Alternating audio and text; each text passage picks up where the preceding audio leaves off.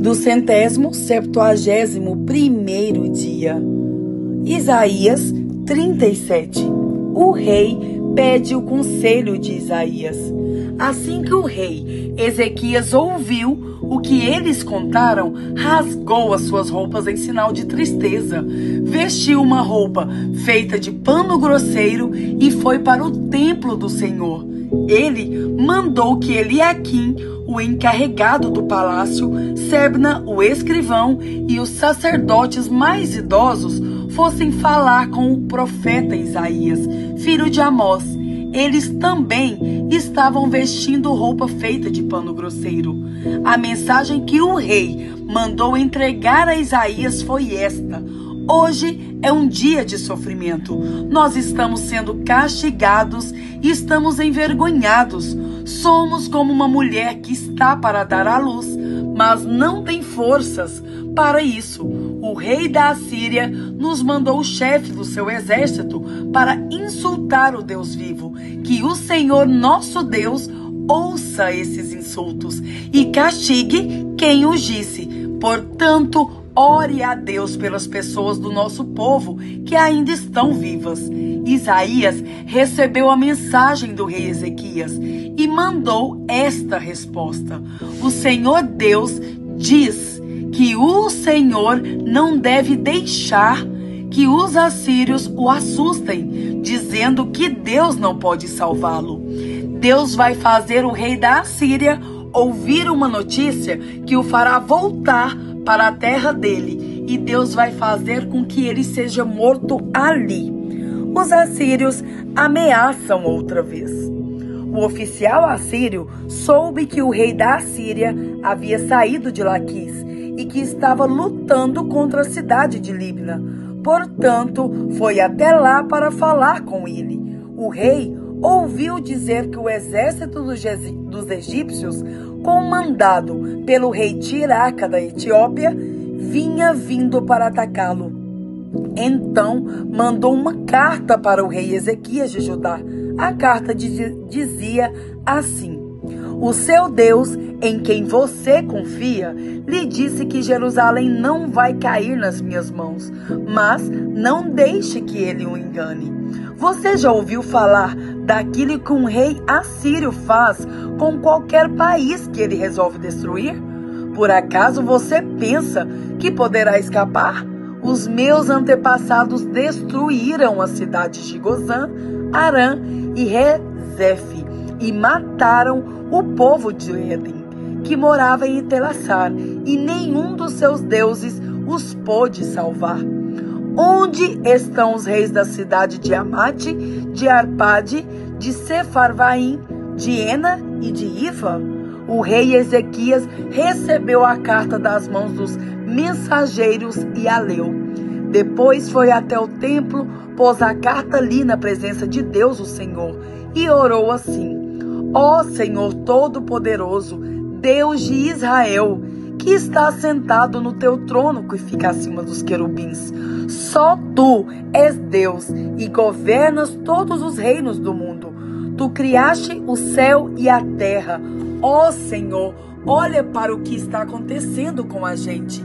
Escuta todas as coisas que Senaqueribe está dizendo, a fim de insultar a ti, o Deus vivo. Todos nós sabemos, ó Deus, que os reis da Assíria destruíram muitas nações, arrasaram as suas terras e queimaram os seus deuses, que não eram deuses de verdade, e sim imagens de madeira e de pedra, feitas por mãos humanas. Agora, ó Senhor nosso Deus, salva-nos dos assírios, a fim de que todas as nações do mundo fiquem sabendo que só tu, ó Senhor, és Deus.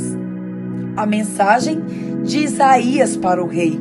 Então, Isaías mandou uma mensagem para o rei Ezequias.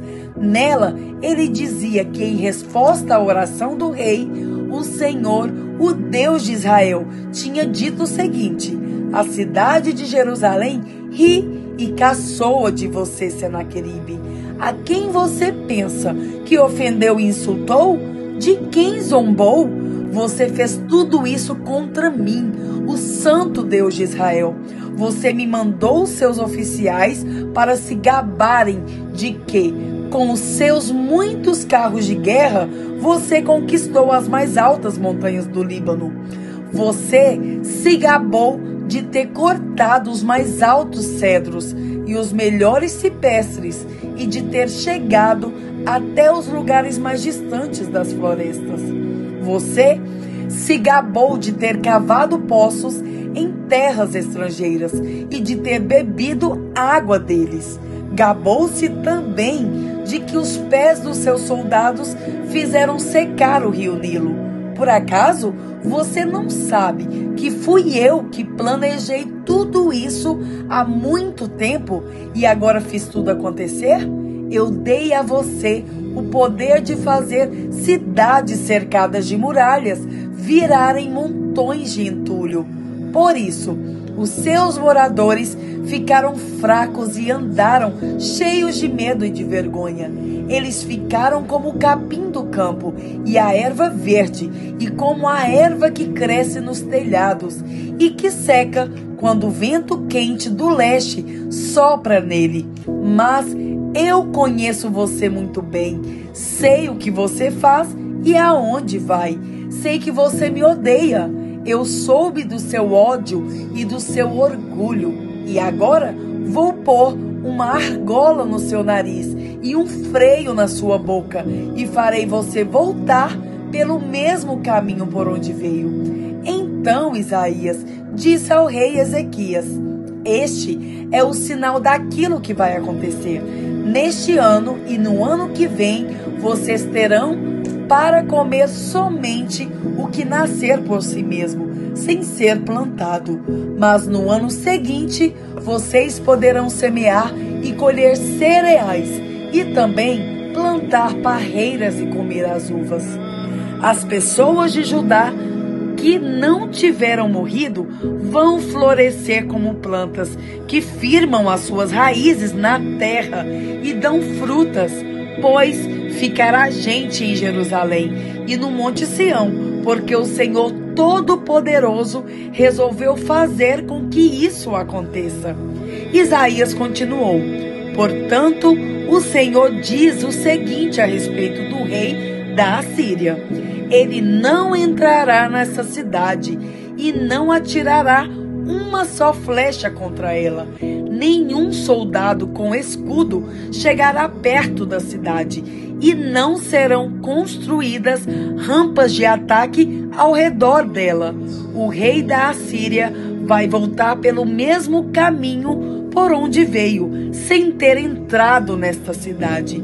Eu defenderei e protegerei esta cidade por causa da minha honra e por causa da promessa que fiz ao meu servo Davi. Eu, o Senhor, falei. Então o anjo do Senhor foi até o acampamento dos assírios e matou 185.000 soldados. De manhã, os que sobraram viram os corpos dos mortos. Aí, Senaqueribe, o rei da Assíria, se retirou, voltou para Nínive e ficou lá. Certo dia, quando ele estava adorando no templo do seu deus Nisroque, os seus filhos Adrameleque e Sarezer o mataram à espada e fugiram para a terra de Ararate. Outro filho seu, chamado Esaradom, ficou no lugar dele como rei. Isaías 38. O rei Ezequias é curado. Por esse tempo, o rei Ezequias ficou doente e quase morreu. O profeta Isaías, filho de Amós, foi visitá-lo e disse: o Senhor Deus diz assim: põe as suas coisas em ordem, porque você não vai sarar. Apronte-se para morrer. Então Ezequias virou o rosto para a parede e orou assim: ó Senhor, lembra que eu tenho te servido com fidelidade e com todo o coração, e sempre fiz aquilo que querias que eu fizesse. E chorou amargamente.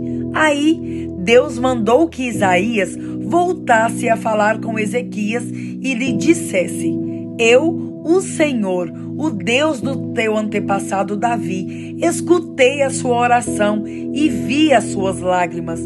Vou deixar que você viva mais 15 anos. Livrarei você e esta cidade de Jerusalém do rei da Assíria e defenderei esta cidade. O Senhor Deus lhe dará um sinal para provar que vai cumprir a sua promessa. Na escadaria feita pelo rei Acaz, o Senhor fará com que a sombra volte 10 degraus. E a sombra voltou 10 degraus. Depois que o rei Ezequias sarou, ele escreveu o seguinte hino de louvor: Eu pensava que iria morrer na flor da idade, que daqui em diante moraria no mundo dos mortos.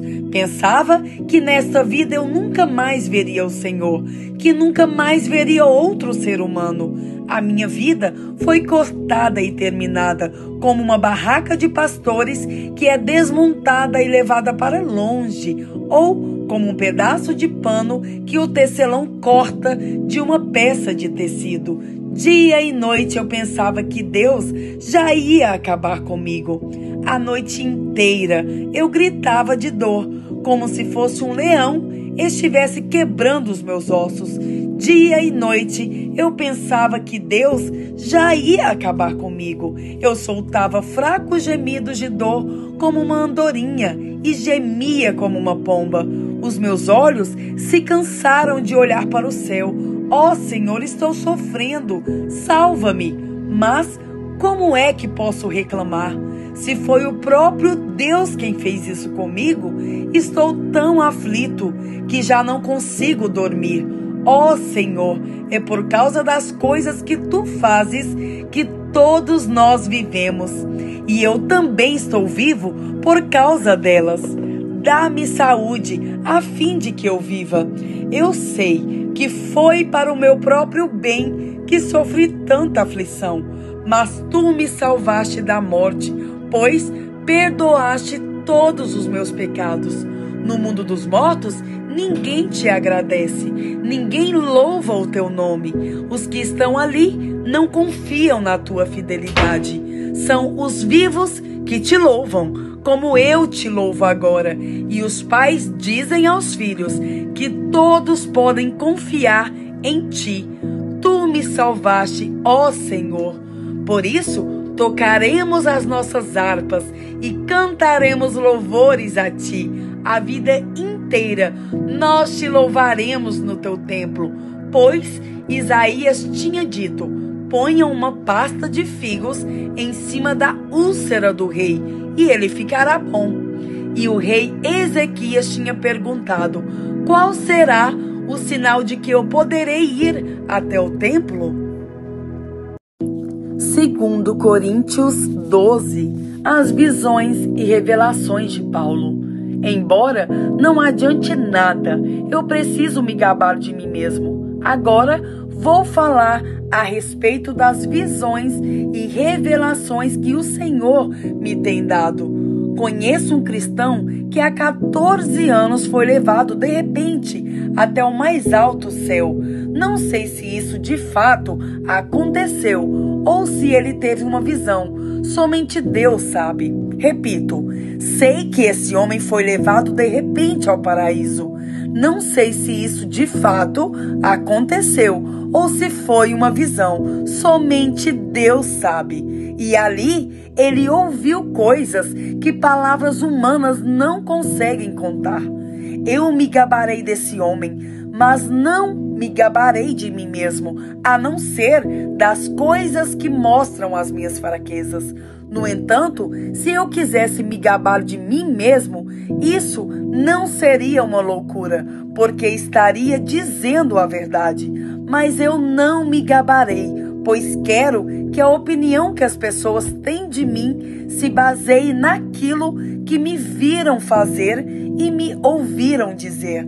Mas, para que não ficasse orgulhoso demais por causa das coisas maravilhosas que vi, eu recebi uma doença dolorosa, que é como um espinho no meu corpo. Ela veio como um mensageiro de Satanás para me dar bofetadas e impedir que eu ficasse orgulhoso. 3 vezes orei ao Senhor, pedindo que Ele me tirasse desse sofrimento. Mas Ele me respondeu: a minha graça é tudo o que você precisa, pois o meu poder é mais forte quando você está fraco. Portanto, eu me sinto muito feliz em me gabar das minhas fraquezas, para que assim a proteção do poder de Cristo esteja comigo. Eu me alegro, porque com as fraquezas, os insultos, os sofrimentos, as perseguições e as dificuldades pelos quais passo por causa de Cristo. Porque quando perco toda a minha força, então tenho a força de Cristo em mim.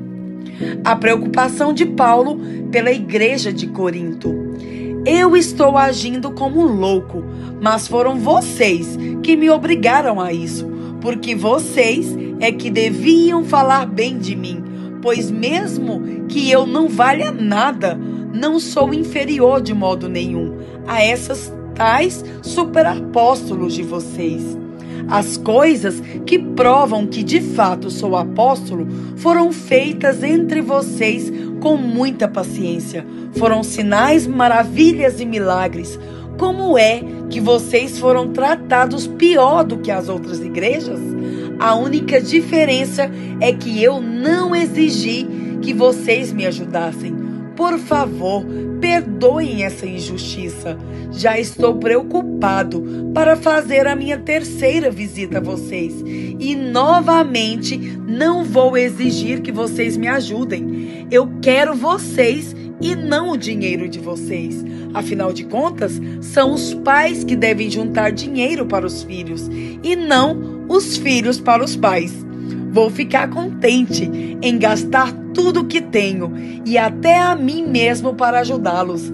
Será que vocês me amarão menos só porque eu os amo tanto? Portanto, vocês vão concordar que eu não exigi nada de vocês. Porém, alguém poderá dizer que os enganei e tapeei com mentiras. Por acaso, explorei vocês por meio de algum mensageiro que lhes mandei? Eu pedi a Tito que fosse visitá-los e mandei com ele o outro irmão na fé. Por acaso, Tito os explorou? Será que nós dois não temos agido do mesmo modo e com o mesmo espírito? Talvez vocês pensem que estamos querendo nos defender diante de vocês, mas não é isso. Falamos como Cristo nos mandaria falar na presença dele. E tudo o que fazemos, queridos amigos, é para ajudar vocês. Tenho medo de que quando chegar aí, eu os encontre diferentes do que eu gostaria que fossem e que vocês me achem diferente do que gostaria que eu fosse. Tenho medo também de encontrar brigas e ciumeiras, ódio e egoísmo, insultos e falatório, orgulho e desordens. Receio ainda que na minha própria visita o meu Deus me humilhe diante de vocês e que eu tenha de chorar por muitos de vocês que continuam a cometer os mesmos pecados que cometiam no passado e não se arrependeram da sua imoralidade sexual, nem das relações sexuais proibidas, nem de outras coisas indecentes que faziam.